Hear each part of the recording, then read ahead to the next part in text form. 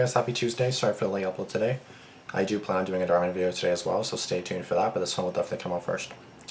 3 very scary true horror stories animated. I wanted to do a different video for once because I've been doing Mr. Nightmare for like a long time.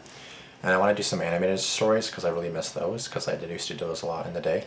I feel like, but I haven't done those a lot, so I'm trying to do some more of those. Starting. So 3 very scary true horror stories animated by Wansee Entertainment. 9 minutes, 8 seconds. So again, it's like 3 stories, only 9 minutes. Great. You know, Mr. Nightmare has obviously great stories, but it's like 27 minutes. Like there's a recent one, 27. I was like, I don't want to do that, bro. Come on. I'll do that one Friday, not today. You know what I mean?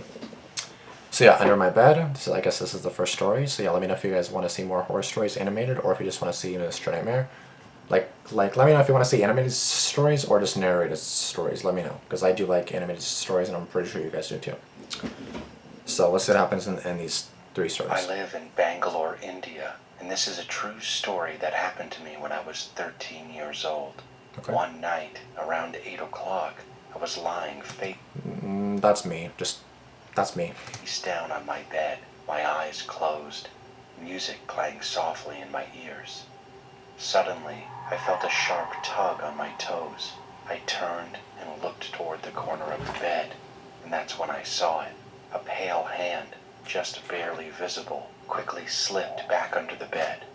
At first, I thought it had to be my dad. I was gonna say, that's a creepy face you're making, bruh. Like, Dad, he loved to play pranks on me and scare me sometimes. I got up, knocked on the mattress with both hands, and said, "Dad, I know you're under there. Don't scare me." In response, I heard a knock coming from under the bed. Still laughing a little, I knocked again, louder this time.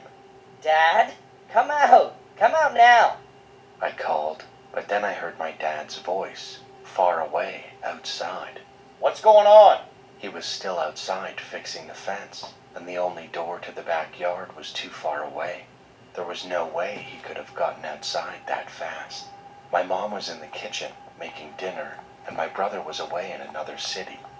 I froze. My heart was pounding. Bro, you better fucking run. I bolted from the room. When I tried to tell my family what had happened... I mean, he already has a hammer in hand. Good, freaking get over there. No one believed me. They said it must have been my imagination. Go check but then. I know what I saw. I saw the hand move under the bed. Even if it was just my imagination, what about the knocking sound I heard from underneath? I'm 19 years old now, and I still wonder what was under the bed that night. But honestly, I'm just glad I didn't look.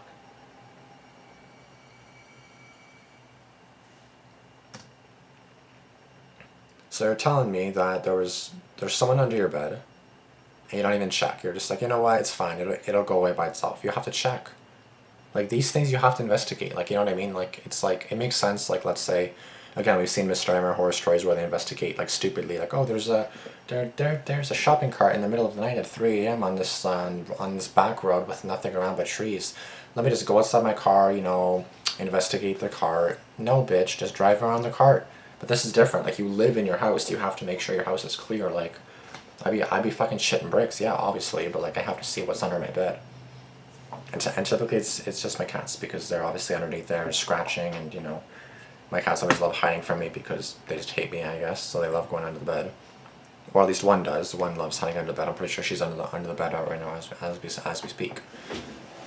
So, you know, I hear purring, and then I don't think anything of it, because I know that it would be really hard for a person to fit underneath this bed. It would be really hard for that. But, you know what I mean, like in my closet or something, then I'd be shitting bricks, but you kind of have to check what's going on. You can't just, oh, well, let's hope for the best. Let's hope I don't die in the next 6 years. Like, obviously he's still alive, which is great, but it's like, bro, come on. It says true stories, so I mean, I don't know. Someone was underneath your bed. Obviously, that was a fucking demon, which that would not exist, but I mean, yeah, there was something underneath there, bro. You gotta dodge shit. You gotta investigate. It's your own house. You kind of have to check that. This happened back when I was in my first year of college. I had moved to Wright Pier City for my studies and was living in a hostel at the time. One night, a few of my friends and I decided to go out. Luckily, I had brought my scooter from home when I moved. which made traveling around easier. Of course, sneaking out of the hostel at night wasn't easy, but I had built a good relationship with the warden, and that night he helped us. There were 4 of us to start: me, Halor, Jai, and Aditya. 2 So you're what? You're just not allowed to leave at night? Like who? Why the hell not? Who cares? of our female friends, Neha and Sumya, were going to meet us later. It took them a little while, but eventually they arrived at the spot we told them to. Now we had 2 scooters and 6 people, so we split up. Jai offered to drive Neha and Sumya, while I drove my scooter with Halor and Aditya.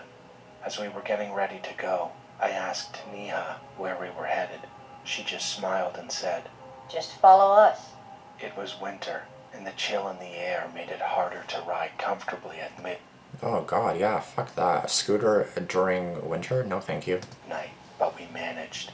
After a while, I started noticing how far out of the city we were. That's when Aditya asked Neha. Where are we going? Neha responded that she knew of a mall, one that had been abandoned and was rumored to be haunted. That's when things started to feel off. Halor didn't like the sound of it. Honestly, neither did I. But we'd already come this far, and I didn't want to be the only one to ruin the night. Bro, are you stupid or something? I'm not going there. Like, why are you dragging me over there? I don't want to go there. Go yourself. I'm not going there. The fuck? So I agreed. But Aditya leaned toward me and whispered. Look at Sumya. I turned to look, and something was definitely wrong. Her face was pale, and she looked uneasy. I asked. Sumya, are you okay? Feeling sick? She shook her head. No, I'm not sick, but something's not right. I have a really bad feeling. We should turn back. Neha snapped at her. Whoa. Shut up, or we'll leave you here in this forest. Before I could respond, Halor suddenly asked me to stop the scooter. He said he wasn't feeling well, so I pulled over. Jai, riding behind us, stopped as well. Aditya gave Halor some water while he sat down on a milestone Oh yeah, what the hell, Neha, you fucking bitch? Like, leave us alone. Like, if we don't want to, like, if you want to go and die, go ahead and die. We're not going with you. Bye. nearby. We started chatting and began coming up with reasons why the mall had been abandoned. Then, out of nowhere, Sumya let out a scream, a loud scream. It startled all of us. Halor choked on his water and stood up abruptly. Sumya began to cry. I rushed to her, grabbing her arms. What happened? You good, I sis? asked. Her voice trembled. We need to leave now. Please. Neha was furious. Stop acting childish. She shouted, but this time Sumya shouted back. You need to stop this. I'm not joking anymore. That was all I needed to hear. I told Sumya to get on the scooter. We all climbed back on and headed toward town. The ride was quiet. Like, for example, right now, there's wind, right? And my door keeps, there you go, my door keeps opening and closing by itself. And I'm like, bro, can you not do that? Because that's sketching me out. I'm gonna close it because this is scaring me.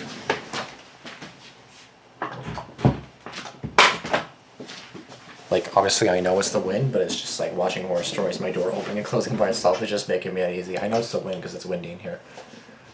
But I have the window open because it's actually like really cold outside, and it's actually nice to have my room nice and cold. Because typically in the summer it's hot as fuck in here, so. Hence, Sumya was clinging to Jai so tightly, it made me a little jealous, I won't lie, but it also showed just how terrified she was. Around 5:30 a.m., we stopped at a tea stall. As soon as we parked, Sumya rushed to a chair and sat down. We gathered around her, still shaken. I asked. Are you okay now? Do you want some water or food? She shook her head, staring Is she blankly. possessed or something? What's going No, on? just let me sit here. Jai moved closer and gently asked. What did you see? At first, she said nothing, but then, as if reliving it, her face turned pale again. What she told us still gives me goosebumps. She said that as we entered the outer forest area, she had noticed something, or someone, a woman, hiding behind the trees. Oh fuck no. At first, she couldn't get a good look because we were riding, but when we stopped, and Halor sat on that milestone, she saw the woman clearly. She said the woman was standing right beside her lord. Oh my Her god. legs were bent at strange angles, her eyes pure white. Her skin was pale and lifeless. Yep, she's possessed. We were all frozen, especially her lord. He just stood there, replaying the exact moment in his head. Since that night, I've stopped venturing to the outskirts after dark, because sometimes you don't know what's watching you from the trees. Damn. I mean, I don't think that one's really true. Like, I feel the horror stories on Mr. Never are true, but I feel like the ones on Wansee Entertainment are not true. They just don't seem real. Like, that's not real. Like, you're telling me that you saw, like, basically a demon in the... Like, no one else saw her but you? Like, you're obviously possessed or something. You know what I mean? I don't know what happened there. But the figure... True horror story. Okay, well, this one says it's true, so it must be true, right? Let's see what happens. But again, like, these don't seem realistic. Hi, my name is Malaysia. I'm here to tell you a true story that happened to me when I was about 7 or 8-ish years old. Okay, what's up? Back then, in 2011, a tornado had hit our house. The damage was bad enough that I was sent to stay with my grandma for a few weeks until everything went back to normal. One day, my grandma had had almost all of her grandchildren over to stay the night. Damn. Let's call them Marcus, Leah, Amia, Rico, and Nina. We all slept on the floor on pallets. I woke up in the middle of the night. The time on the cable 3:40. box was 3:20, 3:40, something like that. Everyone else was sleeping. I watched the TV for a little bit, when my attention drifted towards this dark hallway. I No one's waking up with a bright-ass screen, bro? Like, come on. really wasn't sure why. After about 2 minutes, a figure appeared. It looked just like my grandpa, with a huge stomach, sort of a long head. But there was something off. The figure was much lighter than him. My grandpa was really dark-skinned. He seemed to walk in a strange way, more of like a limp. Did your grandpa pass away, or... And something else strange was that he was walking towards my uncle's room, right across from the room he and my grandma shared. He never went in there. Being the curious little child that I was, I called out to him like, "Papa?" The figure stopped as soon as it heard my voice, slowly turned my way. Once I got a good look at his face, my heart dropped. It wasn't him. It was something else. The figure... Yeah, like, this is what I mean about these stories. Like, it's never like, oh yeah, just a normal person being creepy. It's like a demon, it's a ghost, it's a spirit. Like, I don't think these are real, bro. charged Oh, my fuck way. no. Terrified, I hid under the covers, forcing myself to Oh yeah, that's gonna save you. try to go to sleep. When I woke up again around 12 or 1, later than all of my cousins, I tried to explain to them what had happened. And they just laughed at me and said they didn't believe me. I don't believe Except you either. Damian, who was very quiet. When all of my cousins got up to make themselves something to eat, What, she saw I it looked too? over at Amia. She looked back at me with fear in her eyes and said, "I saw it too." This story is very much real. When I'm sitting alone thinking about it, I remember it. I can't believe I remember it to this day. I'm 20 now, and I still refuse to sleep without a blanket over my head and my bedroom door closed. Fuck that, oh my god. Like, even if these are fake, it's like, if that actually happened, that's honestly terrifying. Like, just have someone in your house like that. Like, at least make it realistic and then make it like there was someone that broke into my house or something and then they're like a normal looking person. But in onesie videos, they're always like creepy, they're always deranged, they're always like a ghost, like a spirit, a demon. Like, they're not real. The first story is mine. I totally forgot about the mail I had sent. I didn't realize that it's mine until I was 1 minute in the animation. Shows the boy, but I'm actually a female. Not upon you, though. I didn't specify my gender in the email. Okay. I already forgot what story 1 was. Oh yeah, that one. Oh yeah, because they said he was a 13-year-old boy, but I guess she was a 13-year-old girl. Yeah, I don't believe you. Yeah, so what happened? Like, you just saw someone under your bed, no one believed you? Okay, I'm just gonna go back to bed then. Fake. The way Niha was treating Sumiya was terrible, since Sumiya was clearly terrified, yet she brushed it off like she was being childish. Yeah, like, fuck you, bro. Fucking fuck you, Niha, bitch. I'm pretty sure it's N-E-H-A, not N-I. Why did it feel like Niha was a person trying to lure her friends towards Dumo so she could do something horrifying? Yeah, the way she said to Sumiya makes me feel that. Yeah, she was obviously not right there. Something was obviously going on there. The descent shivers down my spine. If they were real. especially the part about the pale hand slipping under the bed. It's strange how so many of us have these encounters as kids. I actually shared my own true story recently. I still can't decide if it was a dream or something real. Yeah, like I feel like these are dreams. Like these being dreams, I would fully understand because dreams are horrifying, and dreams I've had some pretty horrifying dreams, so I can fully understand if it was a dream. But you can't say that it's true if you don't know for sure it was true. Because again, like dreams feel real as fuck. They feel real, but then you wake up and you're like, oh fuck, that wasn't even real, right? Which is good in a sense. You don't want these horror stories to be real. But yeah, anyways, that's all I got for you guys today. If you guys enjoyed it, be sure to give it a like, comment down below, be sure to subscribe, turn on post notifications. Please tell me what you guys think. Do you think these are real? Do you think these are fake? Because I don't think they're real at all. Any of them.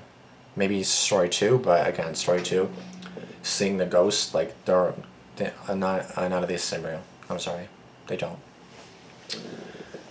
Again, let me know what you guys think, but these don't seem real. Thank you guys so much for watching. If you guys liked the video, please be sure to give it a like, comment down below. Be sure to subscribe, be sure to comment maybe if you guys have any animated horror story videos that you guys want me to watch, please let me know. And I'll do them, and we'll go from there. I'll see you guys later. Deuces. Peace.